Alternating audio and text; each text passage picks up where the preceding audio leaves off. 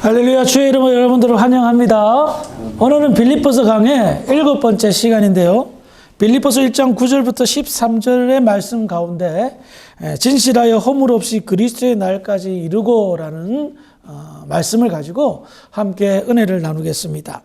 우리는 지난 시간에 지금 우리가 살펴보고 있는 내용이 바울의 기도죠. 바울이 빌립보 교회 성도들을 위해서 기도하고 있는데, 두 번째로 지극히 선한 것을 분별하라 라는 것을 함께 나누었습니다. 지극히 선한 것을 분별하라 라는 의미는 선과 악을 단순하게 구별하는 것이 아니라 최고의 선을, 가장 최고의 선을 구별하며 그 같은 분별력을 통하여 올바른 판단과 결정을 해서 참된 그리스도인의 모범된 행동, 바른 모습을 바라는 그런 기도 내용을 함께 나누었습니다. 그런데 이 선한 것을 분별한다는 이 의미는 굉장히 고차원적인 기도의 내용이었습니다. 왜냐하면 선한 것을 분별하실 분은 유일하게 하나님 한 분이시기 때문입니다. 그래서 제가 예를 들었죠. 선악과, 하나님처럼 되고자 하는 인간의 욕망이 선악과를 따먹었다는 거예요. 그러므로 선악을 분별할 줄 안다, 최고의 선을 분별할 줄 안다는 것은 다른 의미로는 이 사람은 택함 받은 사람인 거예요. 하나님의 자녀이기 때문에 성령의 깨달음으로 선과 악을, 그것도 최고의 선을 분별할 수 있다는 겁니다. 하나님과 동일시된다는 것. 이 얼마나 큰 영광입니까? 얼마나 특별한 존재가 되었습니까? 그래서 선악을 분별하는, 최고의 선을 분별하는 그 분별력이 나의 특별함을 나타내는 증거라는 겁니다. 하나님의 자녀됨의 증거라는 겁니다. 그래서 바울은 그렇게 기도하는 거예요. 지극히 선한 것을 분별하기를 바란다. 그것만큼 특별함이 없고 하나님의 자녀됨의 확신을 누릴 수 있는 것이기 때문에. 그리고 오늘은 바울의 기도 내용 중에 세 번째로 또 진실하여 허물 없이 그리스도의 날까지를 이루고라는 이 말씀을 가지고 함께 은혜를 나누겠습니다. 이와 같은 기도에서 우리가 알 수 있는 것은 바울이 우리 성도들이 항상 진실하며 허물이 없는 상태로 살기를 바란다라는 것을 알 수가 있습니다. 그런데 이런 기도의 내용은 그냥 한쪽 귀로 듣고 흘려서는 안 될 중요한 내용이 내포되어져 있습니다. 진실하고 허물 없이 산다. 그냥 말이 굉장히 짧은 단어잖아요. 짧은 문장이잖아요. 그런데 이 안에는 엄청난 깊은 의미가 있다는 겁니다. 자, 예를 들어서 만약에 성도들이 진실하지 않아요. 허물이 많아요. 교회 나오는데 어떤 일이 생길까요? 기억하시기 바랍니다. 성도는요, 작은 예수로 부름받은 사람들입니다. 그런데 불신자들의 눈에, 그들의 눈에는 보이는 게 다합니다. 성도들이 기도하고 예배드리고, 지금 여기 계신 분들 기도하고 예배드리는 거 불신자들이 봐요? 교회 와야 보지. 우리 예배의 모습 못 봅니다. 그러니까 삶 가운데서 보이는 게 다인 거예요. 내가 어떤 사람인지. 불신자의 눈에는 예수님이 보이지 않습니다. 성령의 역사가, 우리 안에 역사하는 성령의 역사가 보이지 않습니다. 그래서 오순절날 성령 강림의 역사가 나타났을 때 방언 기도하고 막 하는데 사람들이 뭐라고 얘기합니까? 두 사람들 술에 취했나? 왜? 성령의 역사를 모르니까 술에 취했다라고 오해하는 겁니다. 그래서 불신자의 눈에는 성도들의 말과 행동만 보입니다. 성도 안에 내주하고 계신 성령의 역사, 예수의 역사가 보이지 않고 복음의 역사가 보이지 않고 성도들의 일상생활이 보인다는 거예요. 말과 행동이 보이는 거예요. 그런데 그 불신자들의 눈에, 연약한 사람의 눈에 성도들이 성실하지 않고 또 허물이 많이 보인다면 무슨 생각이 들겠습니까? 조기성 목사를 보면서 와, 저 사람 너무 진실하지가 않아. 그리고 허물이 너무 많아. 그러면 어떤 생각이 들까요? 성경의 가르침이 예수님의 가르침이 잘못된 것이라 생각할 수 있다는 겁니다. 아니, 교회에서 뭐 배워? 성경 배운 다음에, 하나님 말씀 배운 다음에, 예수님의 가르침을 배운 다음에, 근데 왜 그렇게 살아요? 성도들이 진실하지 못하고 허물이 많으면 사람들은 교회부터 의심합니다. 예수부터 의심합니다. 성경을 의심합니다. 그래서 이렇게 생각하는 거예요. 아니, 저렇게 사는데 교회는 도대체 왜 나가지? 마음 편하게 살지? 그렇게 생각하는 거예요. 그래서요, 특히 직분자들, 중직자들은 또 조심해야 돼요. 세상 사람들이 이제 갓 교회 나간 사람들한테 뭘 바라겠어요? 그들이, 너 교회 나가냐? 야, 교회도 다 나가고. 근데 약간 변화됐어. 야, 너 교회 다니더니 좀 좋아진 것 같다? 그럴 수 있어요. 그런데 교회의 직분자가, 중직자가 허물이 많아요. 성실하지 못해요. 그러면 말들이 많겠죠. 자연스럽게 전도의 문이 닫힙니다. 복음의 문이 닫히고 교회의 성장을, 부흥을 가로막는 일을 하게 됩니다. 그래서 믿음의 사람들은요, 지혜롭게 행동해야 됩니다. 우리는 다 부족한 사람들이잖아요. 연약한 사람들이잖아요. 얼마든지 우리의 말과 행동의 실수를 통해서 불신자들을 실족시킬 수가 있어요. 사탄은 그 틈을 파고들어요. 그래서 자기 자신한테도 굉장히 큰 마음의 상처를 받고 주고 한다는 겁니다. 그래서 시험 들지 않게 조심해야 되는 거예요.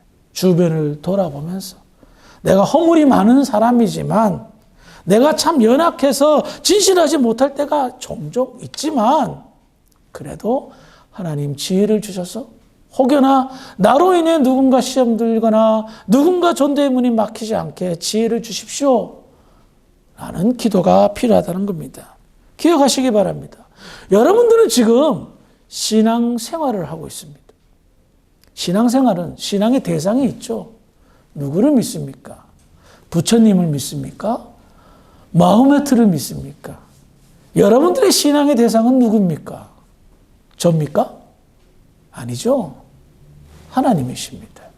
천지를 지으신 하나님이 우리의 신앙의 대상이고 우리를 위하여 십자가에 못 박아 돌아가신 하나님의 아들인 예수를 믿는 그 사랑의 하나님, 그 예수님을 믿는 신앙자라는 겁니다. 신앙이 있는 사람이라는 겁니다.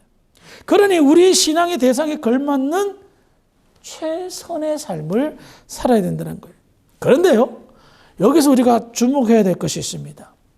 진실하다라는 이 단어가 이게 그냥 한글 단어는 그냥 진실하다는 의미인데 헬라어 원어로 보니까 에일리 크리네스라는 단어인데요. 이 단어가 복합적인 의미가 담겨져 있어요. 이 말의 원뜻을 보니까 순수하고 성실한 것입니다. 그래서 성령께서 바울이 이 기도를 할 때에 분명히 감동을 주어서 이 단어를 사용한 거예요. 그러므로 이 진실한 단어는 순수하고 성실한 것을 의미하는 거예요. 그런데 이 단어의 의미를 보니까 첫 번째는 성도의 마음과 행동에 밀접한 관계가 있다는 겁니다. 그래서 그 첫 번째로 이 마음에 밀접한 관계가 순수라는 단어의 의미입니다. 순수하다. 그 의미는 무엇입니까? 정결하다, 순결하다. 그 어떤 부정함과 거짓도 없는 것을 의미합니다. 그래요. 참된 성도는 비록 과거에 오염되었다 할지라도 그 오염을 씻어내는 노력과 수고를 아끼지 않아야 됩니다. 다시 말하면 세상에서의 부정과 부패와 거짓을 멀리해야 됩니다. 그것을 완벽하게 처리할 수는 없어요. 저도 여러분도 부족하고 열악한 사람들이기 때문에. 하지만 안다는 겁니다. 이것이 잘못되었다는 것을. 그래서 그것을 거절하고 멀리 할 수 있는 은혜와 능력이 있다는 거예요. 그런데 보십시다.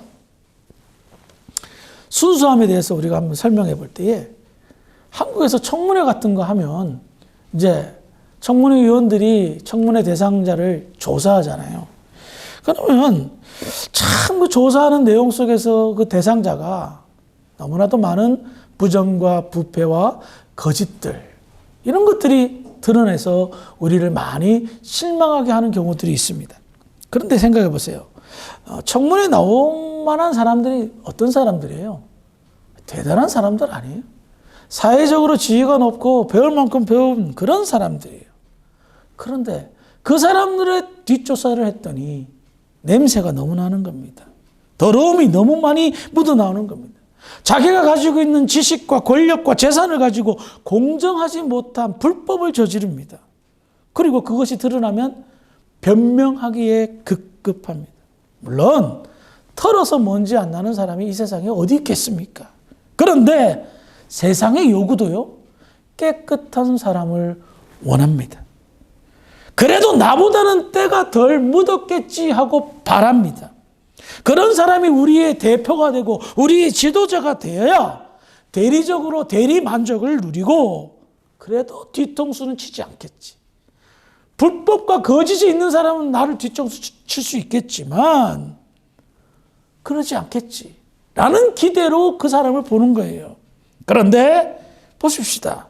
청문회를 보면 그 청문회 대상자의 학력, 능력, 재력을 봅니까? 다 그런 거 갖춘 사람이에요. 대부분. 뭘 봅니까? 그 사람의 도덕성, 윤리의식을 본다는 거예요. 그것이 바로 이 사람이 순수한 사람인가, 그렇지 않는가, 그걸 점검한단 말입니다. 이 사람이 돈이 얼마나 있고, 이 사람이 공부를 얼마나 했고, 이 사람의 뒷배경이 어떻다. 그거 다 알고 있어요. 그거 원하지 않는다는 겁니다. 그런 배경을 가진 사람이 얼마나 깨끗하게 살았느냐, 얼마나 순수하게 살았냐, 그걸 원한다는 겁니다. 세상 사람들도 부정이 없고 거짓이 없는 순수한 사람들을 원합니다. 그런데 세상 사람들이요, 순수한 사람들을 찾다가 교회를 갔습니다. 교회는 그래도 그런 깨끗한 사람들이 있겠지라고 말입니다. 그랬더니 어떤 결론을 내립니까? 거기나 여기나 똑같은데 라는 결론을 내린 거예요. 믿음이 없는 사람들이, 불신자들이 그래도 교회는 좀 낫겠지 했는데 똑같다라고 느낀 거예요. 그런데요, 카톨릭은 좀 달랐습니다. 성당 다니는 사람들은 좀 달랐어요. 1990년대에 카톨릭이 슬로건을 하나 걸었는데 내 탓이오라는 슬로건을 걸었습니다. 남 탓을 하지 않고 서로 정죄하고 삿대질을 할 그때에 카톨릭은 그들의 공동 기도문에 내 탓이오라는 말이 있거든요. 그 말을 인용해서 내 탓이오라는 고백 운동을 하였습니다. 자신의 잘못을 인정하고 고백하는 운동을 시작하자 사람들은 카톨릭의 이와 같은 모습에 박수를 보냅니다. 그래서 설문조사에 가장 호감이 가는 종교 1위가 교회가 아니라 카톨릭, 성당이 된 거예요. 여러분, 한국 교회가 사회적으로 봤을 때에 제일 봉사를 많이 합니다. 구제 사역에 교회만큼 열심히 하는 데가 없습니다. 가난한 사람들, 버림받은 사람들, 소외 계층들, 대사회적으로 얼마나 많은 일을 하는지 모릅니다. 천주교, 성당 비교도 안 됩니다. 그런데 인정을 못 받아요. 좋은 일, 선한 일 그렇게 많이 하는데 인정을 못 받아요. 왜 그런지 아십니까? 교회의 지도자들이, 교회의 중직자들이 순수하지 못했기 때문입니다. 교회가 전반적인 사역들은 깨끗하고 좋은 사역들을 했지만 그 안에 구성 요원들이 부정과 부패와 거짓을 했던 겁니다. 더 나아가 들통이 나죠. 거짓은 언젠가 다 드러나게 돼 있어요. 그러면 믿는 사람들에게 회개하고 인정하면 되는데 끝까지 발뺌을 합니다. 다 보이는데, 뻔히 보이는데 속이려만 듭니다. 그러니 신뢰가 안 가는 거예요. 우리가 하는 선한 일, 우리가 하는 저 아름다운 일들이 세상 사람들에게는 같지 않게 보인다는 거예요. 왜? 이중적인 거 아니야? 너희들의 모순을 감추기 위해서 하는 거 아니야? 라고 오해를 한다는 겁니다. 한국 속담에 손바닥으로 하늘을 가리라는 그런 속담이 있듯이 순수하지 못하면 결국은 그 안에 있는 부정과 부패와 거짓은 다 드러나게 되어 있습니다. 언젠가 골마 터진다는 거예요. 바울이요, 이와 같은 기도 내용이 우리에게 주는 의미가 너무나도 큽니다. 여러분, 빌립보 교회가 세운 지 지금 몇 년 됐다고 얘기했죠? 거의 10년 된 교회입니다. 그 가운데 교회 안에는요, 사회적으로 굉장히 인정받는 계층의 귀족들과 성공한 사업가들도 여럿 있었습니다. 그렇기 때문에 그들은 사회적인 영향력이 있었습니다. 이런 사람들, 당시 로마 시대였기 때문에 얼마든지 자신의 권력과 그것을, 지위를 가지고 부정과 부패와 거짓을 마음대로 할 수 있었습니다. 그런 세상에 그들이 어느 날 예수를 갑자기 믿었습니다. 교회를 다니기 시작했습니다. 사람이 바뀐 겁니다. 과거 아무렇지 않고 했던 잘못된 것들이 이제 죄라는 것을 발견하고 깊이 생각하고 돌이키기 시작합니다. 왜 그런 줄 아십니까? 제가 3분 칼럼에도 언급했듯이 신앙 양심이 생겼기 때문입니다. 없었던 예수님의 양심이 내 마음에 생긴 겁니다. 신앙 양심상 보니 이거 거짓말인 거예요. 신앙 양심상 보니 이거는 과거에 아무렇지도 않고 했던 일이 불법이었던 거예요. 그러니 못하겠단 말이에요. 그래서 내려놓았어요. 조금 손해봤어요. 그런데 주변에서 눈여겨보는 사람들이 있었어요. 저분이 예수를 믿으면서 교회 다니기 시작하면서 좀 달라졌네? 저 사람 다른 귀족하고는, 다른 장사치하고는 좀 다른데? 전도의 비밀이 바로 여기에 있었던 거예요. 막 잡아 끌고 교회 오세요 하지 않아도 조그만한 변화가 큰 변화의 출발점이 되었던 거예요. 그래서 한 번도 관심조차 가지지 않았던 교회와 예수님에게 관심이 가는 거예요. 그들의 변화된 모습, 순수한 모습으로. 한 성도의 순수한 삶이 천하보다 귀한 영혼을 하나님 품으로 돌아오게 하는 계기가 되더란 말입니다. 그러므로 참된 신앙인의 길을 걷기를 바란다면 우리에게 순수함은 영혼의 정결함뿐만 아니라 죽은 영혼도 이끌고 살리는데 쓰임받는 정말 훌륭한 복음의 도구가 된단 말이에요. 100마디의 말, 1000마디의 말 할 필요가 없어. 나의 순수한 마음, 변화된 모습이 사람들을 감동시켜 교회와 예수님에게 관심을 갖게 한다는 겁니다. 그래서 참 부족한 것 같이 보여도 순수한 마음으로, 거짓 없는 마음으로 살아가면 그것이 그 사람의 가장 큰 장점이고 능력이 될 줄 믿으시기 바랍니다. 두 번째로 진실이라는 단어의 뜻에는 아까도 말씀드렸지만 순수함과 더불어 성실의 의미도 있다고 말씀드렸습니다. 성실은 그리스도인뿐만 아니라 모든 사람들에게 요구되는 덕목입니다. 그 어떤 사람도 불성실하고 게으른 사람을 좋아하고 받아줄 사람도 세상도 없습니다. 누가 게으른 사람 좋아합니까? 누가 불성실한 사람 좋아합니까? 여러분들 장사해봐서 알지만 여러분들 그 엠플리아도 일하는 일꾼들 불성실하면 허구한 날 빠지고 허구한 날 핑계대고 좋아합니까? 벌써 머릿속에 저거 어떻게 하면 자르지? 그것밖에 생각이 안 들잖아요. 그래요. 세상의 이치도 성실한 사람 좋아하죠. 불성실하고 게으른 사람 좋아하지 않아요. 그래서 각종 각계에서 성공한 사람들의 특징을 보면 한결같이 주어진 일에 성실하게 임하는 모습을 볼 수가 있어요. 그런데 이 진실이라는 단어에는 두 가지 의미가 있잖아요. 성실과 순수. 이게 복합어예요. 합성어예요. 왜 이것이 함께 내포되어졌을까요? 여러분, 성실한 사람, 순수하지 못하면 문제를 일으킵니다. 기업가가 성실한데 순수하지 못하면 노블리스 오블리제를 실현하지 못합니다. 자기 배만 채우지 노동자를 이용하고 아픔을 줍니다. 정치인이 성실한데 노력하고 수고하고 애쓰고 힘쓰는데 순수하지 못하면 어때요? 부정부패는 그대로 가는 거예요. 독재자들 얼마나 열심히 삽니까? 나라를 다스리려고.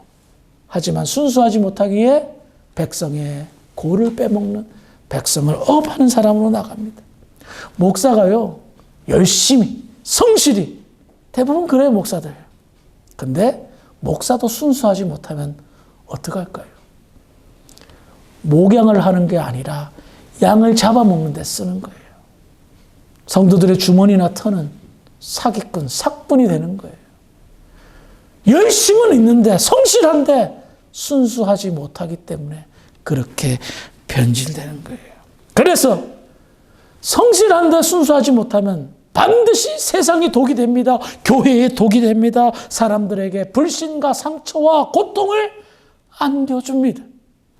그렇기 때문에 이 진실이라는 단어 속에 담겨져 있는 성실과 순수는 하나가 되어야 된다는 거예요. 따로 떨어져서 이야기하면 이거는 엄청난 문제를 야기시킬 수가 있다는 겁니다. 말씀을 정리하겠습니다. 바울은 빌립보 교회 성도들이 오고 오는 모든 성도들이 주님 오시는 그날까지 진실하고 허물 없이 살기를 바랬습니다. 이런 기도의 내용을 제가 연구하면서 문득 이런 생각이 딱 떠오르더라고요. 완전한 순수함과 성실함? 그때가 언제일까? 에덴 동산이 떠올라요. 아담과 하와가 범죄하기 전 그들은 하나님의 명령을 따라 생육하고 번성하고 땅에 충만하고 이 땅을 다스렸어요. 얼마나 성실했어요. 그리고 범죄하기 전 얼마나 순수했어요. 바울의 기도 내용을 보니까 예수님의 십자가의 보혈의 피로 새롭게 된 주의 백성들이 바로 에덴 동산의 그 완벽한 인간을 회복했구나. 우리가 얼마든지 믿음으로 살면, 말씀 따라 살면 진실하고 허물 없이 살 수가 있구나. 하나님이 요구하는 것은 바로 범죄하기 전 그 순수하고 허물 없는 그 인간의 요구를, 인간상을 요구하고 계셨구나 라는 것을 깨닫게 됩니다. 그런 사람들이 모이면 무엇이 됩니까? 교회가 되고 하나님의 나라가 된다는 것을, 그래서 하나님의 나라를, 완성된 하나님의 나라를 우리가 신앙생활하면서 맛보는 거예요. 그런 순수하고 성실한 사람들이 모여서 하나가 될 때 얼마나 기쁨이 넘치고 감사가 넘치며 교회 다닐 맛이 나겠습니까? 그래서 이거는 명령이 아니고 요구가 아니라 우리의 축복을 빌어주는 축복의 기도라는 것을 알 수가 있습니다. 바울의 기도 내용을 살펴보면서 우리 바울 사도가 이 빌립보 교회를 예수의 심장으로 사랑한다는데 정말 사랑하고 있구나. 빈말로 립서비스로 하는 것이 아니라 진심으로 사랑하고 있구나. 사랑하는 성도들이 순수하고 진실된 삶을 삶으로 인해서, 허물 없는 삶을 삶으로 인해서 당연히 그 사람 주변에는 그 사람을 존경하고 존중하고 사랑하는 사람이 모일 것이고 누구에게나 인정받는, 칭찬받는 그런 사람이 되지 않겠습니까? 그런 교회가 되지 않겠습니까? 그러니 내가 사랑하는 사람들이 이런 삶을 살 때에 누리게 될 축복들, 은혜들을 생각해 보니 얼마나 감사하고 얼마나 기쁨이 넘치겠습니까? 허물 없이 순수하며 성실하게 살아가는 믿음의 그리스도인들에게 참된 신뢰 관계가 형성되고, 그래서 주변 사람들과 함께 진정한 희노애락을 누리며 감사와 기쁨과 은혜가 넘치는 그런 삶을 살 수가 있다는 겁니다. 여러분, 그게 교회입니다. 그런 모습이 신앙생활 하는 거고, 여러분들이 놓치고 있는 성도의 축복이라는 겁니다. 과거 빌립보 교회 성도들을 향한 바울의 기도 제목이 오늘날 우리 주사랑교회 성도들에게 응답되어지기를 간절히 소망합니다. 그래서 순수한 마음으로 성실하게 더 나아가 허물 없이 주님 오시는 그날까지 살아가기에 부족함이 없는 복된 저와 여러분들이 되기를 주의 이름으로 축원합니다. 기도하시겠습니다. 거룩하신 아버지 하나님 감사합니다. 오늘 바울의 기도 제목을 함께 나누면서 우리가 놓치고 있었던 축복들을 함께 생각해 봅니다. 우리 성도들 진실하여 허물 없는 성도들이 되길 원합니다. 순수하고 성실한 그런 성도들 되기를 원합니다. 그렇게 삶으로 누려지는 하나님의 크신 은혜와 축복들을 모두 다 만끽하며 살 수 있도록 할렐루야 축복하여 주시옵소서. 돌아가는 발걸음도 하나님 함께하여 주실 줄 믿사오며 우리를 원하신 예수님 이름으로 감사하며 기도합니다. 아멘.